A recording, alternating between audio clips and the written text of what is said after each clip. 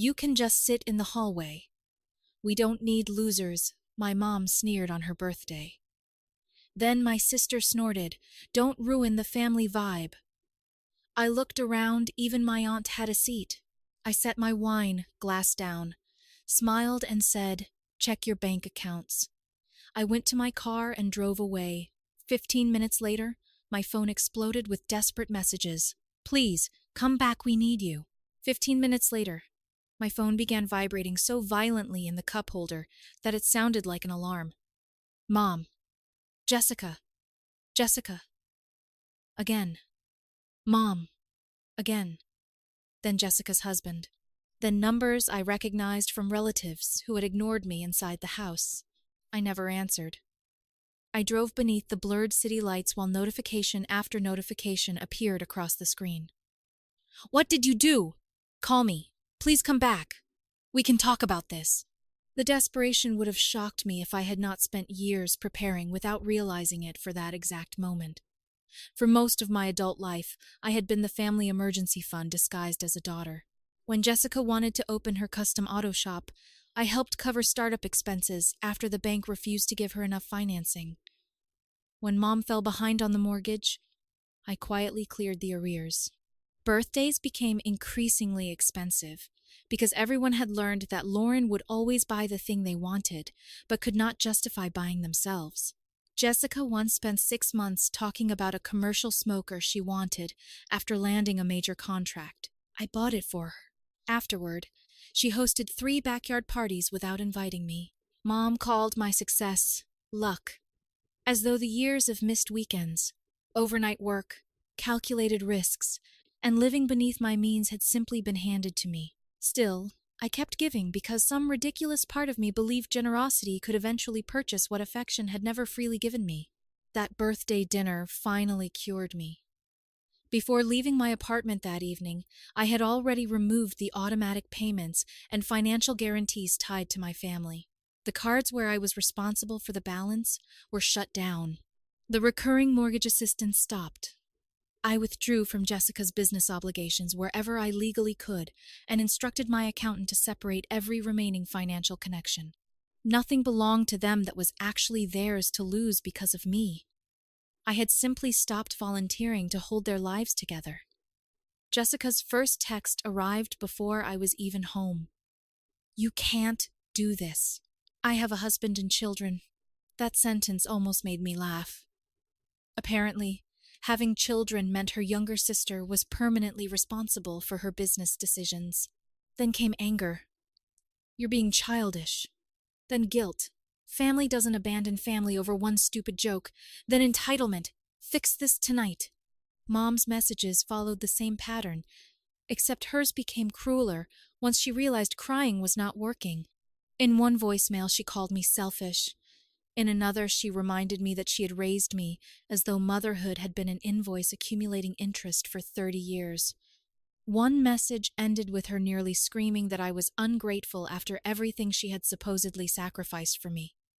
I listened to every word once, saved the messages, and answered none of them. For the first time in years, I understood that silence could be more powerful than defending myself. The first week after the dinner was the quietest week I could remember.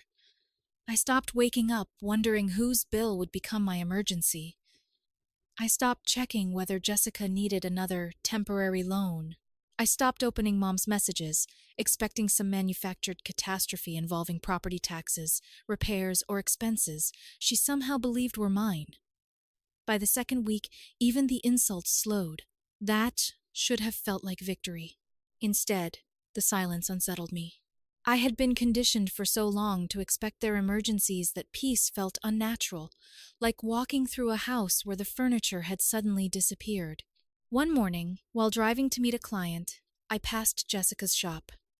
Usually the place screamed for attention bright signage. Polished cars outside, employees moving through open garage bays. That morning, the sign was dark. 2 bays were closed. A battered minivan sat near the curb with a handwritten for sale notice taped inside the windshield. For several seconds, satisfaction warmed my chest. Then came guilt. Maybe I had been too ruthless. Maybe cutting everything simultaneously had been unnecessary. Maybe I should have confronted them, demanded an apology, given them one final opportunity to understand what they had done. That doubt followed me for the rest of the day, quietly digging underneath the anger I had used to keep myself steady. It survived until Aunt Maggie called me from an unfamiliar number. Lauren? I recognized her voice immediately. Maggie? She exhaled before speaking again. Jessica's in serious trouble. The bank is reviewing the shop loans. She may lose the business, maybe the house too. I stared through my apartment window at the traffic below. Maggie hesitated before continuing. And your mother has been telling people you snapped. She says you're punishing everyone because you're jealous of Jessica. Of course she was. Mom had always possessed an extraordinary ability to rearrange reality until she occupied the victim's chair. Maggie warned me to be careful, saying Mom was not the type to accept humiliation quietly. I thanked her, ended the call, and realized the silence had never meant surrender. It had meant preparation. Over the following days, I began noticing the consequences. Old family acquaintances suddenly treated me differently. Someone I had known for years stopped replying to messages. At a neighborhood coffee shop, two women who knew my mother lowered their voices when I walked past. Then it spread into my professional life. A client who had always been warm became oddly guarded during a call. Another asked whether everything was okay personally. I knew exactly where those questions were coming from. Still, I tried ignoring it, telling myself that gossip burned hot and died quickly. My mother had played victim before. Eventually, people usually moved on. Then, on a Tuesday afternoon, my phone buzzed during one of the biggest meetings of my quarter. The first notification said, "Fraud alert." The second said, "Account access restricted." The third made my stomach drop. My bank had frozen several accounts pending investigation after receiving reports of suspicious financial activity connected to my business. I excused myself from the conference room and spent nearly an hour in the hallway speaking with fraud investigators. Someone had filed allegations involving money laundering, questionable transfers, and tax irregularities. Most of it was absurd, but some of it contained enough accurate personal information to make the accusation look credible. Only a handful of people knew those details. Mom, Jessica, and Jessica's husband. Suddenly, the birthday insult seemed almost harmless. This was different. They were not asking me to return anymore. They were trying to frighten me into submission. I stood against the cold marble wall, listening to the bank representative explain the investigation, and felt the last fragments of guilt disappear. I returned to the meeting, finished my presentation without letting anyone see how furious I was, shook hands with the client, and drove home in silence. Every mile hardened something inside me. They had decided that if I would not finance their lives willingly, they would attack mine until I surrendered. That night, I opened every old folder I had. Emails, loan applications, tax documents, property records. Messages Jessica had forgotten sending years earlier. Financial spreadsheets Mom once begged me to repair. For years, I had collected those records, because cleaning up their disasters required documentation. I had never imagined using any of it against them. Until now, Jessica's business records were worse than I remembered. Numbers had been adjusted to make the shop look healthier when she applied for financing. Some expenses did not match invoices. Mom's real estate history was no cleaner. There were transactions I had questioned years earlier, and tax filings I had helped untangle after she begged me not to let anyone find out how badly she had handled them. At nearly 3 a.m, I sat alone beneath the glow of my computer monitor, staring at the evidence scattered across the screen. They had mistaken my patience for weakness.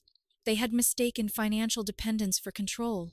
And worst of all, they had believed that because I had protected them from consequences for years, I would continue protecting them while they tried to destroy me. I closed one folder and opened another. For the first time, I was no longer thinking about revenge. I was thinking about consequences. If my family wanted to drag financial secrets into the light, then there was no reason the light should shine only on me. I leaned back in my chair and stared at Jessica's loan records on one screen and Mom's property documents on another. My hands were steady now. The anger had cooled into something far more dangerous: certainty. They had fired first because they assumed I would panic, apologize, and restore everything. They were wrong.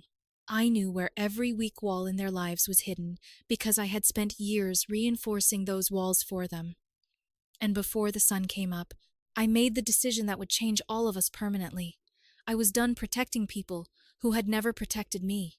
The next morning, I made my first move, not because I wanted to destroy them, but because I had finally accepted something I should have understood years earlier. Every time I cleaned up one of their financial messes, I became part of the reason they never had to face consequences. Jessica had treated my help like a permanent safety net.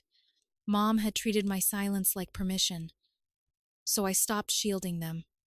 I organized Jessica's old loan documents, invoices, and business statements into a clean timeline. The inconsistencies were obvious once I stopped looking at them through the eyes of a sister trying to help. Revenue had been exaggerated on applications. Expenses had been shuffled between categories. Some numbers had clearly been presented in ways designed to make the shop look healthier than it really was. I did not invent anything or alter a single document. I simply gathered what already existed and sent the relevant records through legitimate reporting channels. Then I turned to Mom. Her situation was more complicated. Years earlier, after one of her real estate ventures went sideways, she had called me crying and begged me to help straighten out her books before tax season. At the time, I had thought I was rescuing her from simple incompetence. Looking at those records now, I realized some of the irregularities had been more deliberate than I wanted to admit. Properties sold through strange arrangements. Income reported inconsistently. Expenses that seemed to shift depending on which document I was reading. I had kept copies because I always kept copies of anything involving money, especially when my name had been anywhere near the process. That habit, once mocked by my family as obsessive, was suddenly the only thing keeping me from questioning my own memory. For several hours, I debated whether to do anything with those files. My anger wanted immediate action. The quieter part of me kept asking whether exposing Mom would make me exactly like her. I finally realized the difference was simple. She had fabricated accusations to freeze my accounts. I was considering turning over authentic records and allowing professionals to decide what they meant. I did exactly that. Then I shut my laptop, made coffee, and went to work. There was no dramatic music, no triumphant feeling. Mostly, I felt exhausted. For years, family loyalty had meant hiding everyone else's mistakes. Now, loyalty to myself meant refusing to hide them anymore. It took less than a week for the first consequences to arrive. Jessica's shop was hit with a serious financial review. I heard about it from Aunt Maggie before Jessica ever contacted me. "They're going through everything," Maggie told me, sounding half horrified and half amazed. "Invoices, payroll, bank statements. Jessica is losing her mind." I stood beside my kitchen counter, staring down into a cup of coffee that had already gone cold. "That sounds stressful," I said. Maggie went quiet for a second. "Lauren, did you have something to do with this?" I let out a slow breath. "I didn't create her records, Maggie. I didn't make her sign anything. If someone asks questions about what she filed, those answers belong to her." Maggie gave a low whistle. "Remind me never to make you angry." "I wasn't angry when I sent anything," I said. "That's the part everyone should be worried about." Mom's problems surfaced shortly afterward. Local officials began reviewing several transactions connected to her property dealings, and suddenly, the woman who had spent decades presenting herself as a polished, suburban success story was being forced to explain details she had assumed nobody would ever revisit. The gossip traveled quickly. The same friends who had listened eagerly while she told them I had gone insane were now whispering about her. A pending property deal collapsed. Another buyer backed away. Someone removed Mom from a committee she had treated like a royal appointment for years. I did not celebrate any of it, but I would be lying if I said there was no satisfaction in watching reality catch up with the image she had spent so long protecting. Jessica's business unraveled faster. Vendors stopped extending favorable terms. A lender restricted access to one of her lines of credit. Employees began leaving because they were afraid payroll would not clear. The glossy image of a thriving custom shop disappeared almost overnight, exposing how dependent the entire operation had been on borrowed money, optimistic bookkeeping, and me quietly stepping in whenever something went wrong. One afternoon, Maggie sent me a photo someone had forwarded to her. Jessica was standing outside the garage speaking with two men in suits while one employee loaded a toolbox into the back of a truck. I stared at the image longer than I should have. For a moment, I remembered giving Jessica the first check that helped her open the place. She had hugged me then, told me I was the best sister anyone could ask for. I wondered when gratitude had turned into expectation. Mom called 3 nights later. I almost did not answer, but something made me pick up. "Lauren, what the hell have you done?" There was no greeting, no attempt at softness. I could hear ice clinking against a glass in the background and picture her pacing the living room. "I'm not sure what you're talking about." "Don't insult me. People are asking questions about properties I sold years ago. Jessica's shop is under review. My accountant says this could become a nightmare. I know this is you." I walked toward the window and looked down at the lights scattered across the city. "Interesting," I said. "When my accounts were frozen because someone filed false reports, you didn't seem worried about nightmares." She went silent. Only for a second, but it was enough. Then she recovered. "You're punishing your whole family over a joke." I almost laughed. "No. You turned a joke into a financial attack when I stopped paying for everyone. After everything I've done for you." "You raised me," I interrupted. "Yes, you remind me constantly. But raising a child does not create a lifetime subscription to her bank account." Her breathing sharpened. "Your sister has children, Lauren. Then Jessica should have built a life she could afford. You have no idea how selfish you sound." I closed my eyes. Years earlier, those words would have worked. I would have apologized just to stop the tension. Now they sounded almost mechanical, like buttons she was pressing on a machine that had finally been unplugged. "I didn't falsify Jessica's paperwork," I said. "I didn't create your property records. I didn't make either of you depend on money you didn't actually have. I just stopped cleaning up the consequences." Mom's voice became colder. "You think you're better than us because you have money." "No, I think I'm finally tired of being treated worse than everyone else because I have money." She told me I would regret what I was doing. Then came the line she had used my entire life whenever I showed signs of independence. "You're nothing without this family." I stared at my reflection in the dark glass and realized how little power those words held now. "Then I guess we're about to find out." She hung up. For several weeks afterward, I heard almost nothing directly from either of them. Information reached me through cousins, old acquaintances, and Maggie. Jessica was selling equipment. Her husband had apparently taken extra work to cover household expenses. Mom's deals kept collapsing.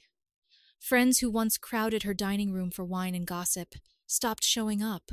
The woman who had mocked me for ruining the family atmosphere was discovering how quickly an atmosphere changed when the person funding it disappeared.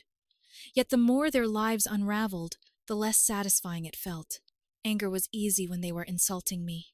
Watching the consequences become real was different. Some nights I sat alone and wondered whether I had crossed a line I could never uncross. Then Maggie called one evening with news that made the entire conflict suddenly feel more permanent. "Your mother listed the house." I sat upright. "What?" "There's a sign out front. She's selling." I could not respond immediately. That house had existed in nearly every important memory of my childhood. Christmas mornings, arguments at the kitchen table, Jessica's graduation photos on the staircase, my father's old chair before he died, even the hallway where Mom had told me to sit like an unwanted guest at her birthday dinner. I had spent years helping keep that house afloat, and now it was being sold because the illusion supporting it had finally collapsed. I expected to feel victorious. Instead, I felt hollow. For several minutes after Maggie hung up, I sat in silence and looked around my apartment. I had spent so much time imagining what would happen if I finally stopped rescuing them that I had never considered what it would feel like when they actually fell. There was no celebration, no cinematic rush of revenge, just the uncomfortable realization that sometimes boundaries arrive too late to prevent damage. I told myself they had chosen every step that led here. I told myself I was not responsible. I believed it mostly. A few days later, rain began falling before sunrise and never stopped. I had a client meeting across town that afternoon and almost canceled because the roads were getting worse, but work had become the one part of my life that still felt stable. On the drive home, my phone kept buzzing with updates. I refused to read messages about the house sale, Jessica's business, people asking questions I no longer wanted to answer. I turned the screen face down and focused on the road. Traffic moved slowly through sheets of rain. The red taillights ahead blurred across the windshield like streaks of paint. Then the truck in front of me stopped. There was no time to think. I slammed my foot onto the brake. Tires screamed against wet asphalt. My car twisted sideways, and for one terrifying second, I saw the guardrail rushing toward me through the passenger window. The impact came with an explosion of metal, glass, and white light. Then everything disappeared. When I opened my eyes, the world had been reduced to white ceiling tiles, fluorescent light, and a deep ache that seemed to pulse through every part of my body at once. I tried to move and immediately regretted it. Pain tore through my ribs and shoulder, sharp enough to steal my breath. A nurse appeared beside me and pressed a hand gently against my arm. "Easy, Miss Miller. You were in a serious accident." Her voice sounded distant, as though she were speaking through water. I remembered rain, red taillights, the truck stopping, and the guardrail rushing toward me. Everything after that was blank. She explained that I had fractured several ribs, badly injured my shoulder, and broken my left leg. I was lucky, she said. The word felt strange, considering I could barely lift my head without seeing stars. The next several days blurred together beneath pain medication and interrupted sleep. Doctors came and went. Nurses checked monitors, adjusted medication, and helped me perform humiliatingly simple tasks that I normally would not have thought twice about. My phone sat on the table beside the bed, initially dead from the crash, and later charged by one of the nurses. When I finally had enough energy to look at it, there were dozens of notifications. Clients, coworkers, people asking about meetings. Maggie had called several times, but there was nothing from Mom. Nothing from Jessica. I told myself they probably had not heard yet. After everything happening between us, information might take time to reach them. By the fourth day, that excuse became harder to believe. Maggie knew. Several cousins knew. One of my clients had somehow heard about the crash through a mutual acquaintance. Surely Mom knew by then. Surely Jessica did too. Every time footsteps approached my room, some embarrassing part of me expected to see one of them standing in the doorway. I imagined Mom appearing with that uncomfortable expression she used whenever genuine emotion threatened her composure. I imagined Jessica walking in and saying something sarcastic because neither of us knew how to begin. I did not expect an apology. I did not even expect reconciliation. I just thought almost dying might temporarily matter more than money. Nobody came. That realization hurt more than I wanted to admit. I had spent weeks telling myself I was finished with them, that their approval meant nothing anymore, yet each empty visiting hour exposed the lie inside that confidence. Boundaries could protect my bank account. They could protect my career. They could not instantly erase 30 years of wanting my mother to act like my mother. At night, when the hall became quiet and the medication wore thin, I stared at the ceiling and remembered childhood moments I had spent years minimizing waiting after school because Mom forgot to pick me up while attending Jessica's recital. Sitting alone at family gatherings while everyone praised my sister, learning early that being useful earned more attention than simply being Lauren. The birthday dinner had not created that pattern. It had merely made it impossible to ignore. On the 8th day, Aunt Maggie finally walked through the door. She looked exhausted, her hair pulled back carelessly, and rain still darkening the shoulders of her jacket.